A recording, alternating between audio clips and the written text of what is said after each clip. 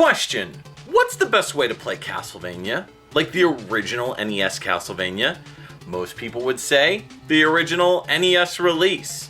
Others might say the Famicom Disk System version. Or others might say the Versus Castlevania.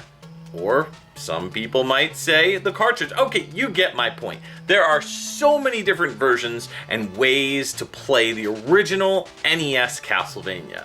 But thanks to a creator named Rumblemins, I believe I'm saying that right, you can now play Castlevania on the Super NES. Yes, that's right. So this is really interesting information. I'm going to be showcasing a little bit of the gameplay here, which you have seen time and time again if you're a Castlevania fan. But this comes to us courtesy of Rumblemins, and it is a brand new port on the Super NES of the very first Castlevania game. Now, this isn't just like some random dumping of a ROM or adjusting the game so that it fits on and it looks like, standard NES. It's also not converting it so that it looks like it's on the Super NES, like, Ninja Gaiden Trilogy or something like that.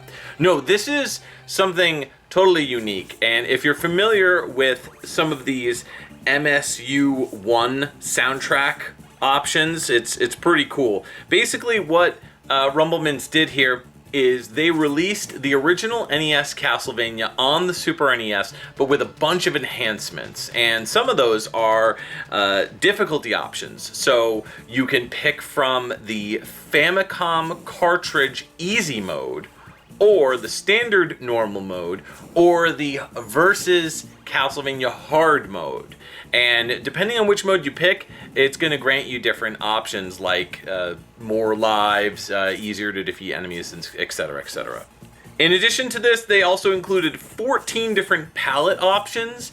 These are really cool. You could switch between Virtual Boy or I think it's Apple IIe, or you could even do some of the Play Choice 10, which was really cool to see. The Versus Castlevania. There's a bunch of different palettes that this game had that they included in this release. So it's really pretty exciting to be able to try out all these different visual modes of the game. Now, some of you may be saying, I'm really tired of using up and attack to do my sub-weapons. Well, good news. They've also mapped A and X on the Super NES controller to be able to utilize sub-weapons. So if you want to throw that axe, press one button to do so. It frees up your fingers so that you don't have to keep holding up in order to use your sub-weapons, which is, basically how many Castlevania games did it later on. What else is cool is you could swap between two different sub-weapons in this. Now, I didn't get a chance to experience this in my playthrough of the game, but that's really cool that they were able to utilize that feature. There's also rumble support if your controller supports it, and in addition to that, there's 6 MSU-1 options for soundtracks. Now, what does that mean? Now, if you're using an emulator that is for example, SNES 9X, that has the capabilities for you to have different soundtrack options, which were not an option on stuff like ZSNES.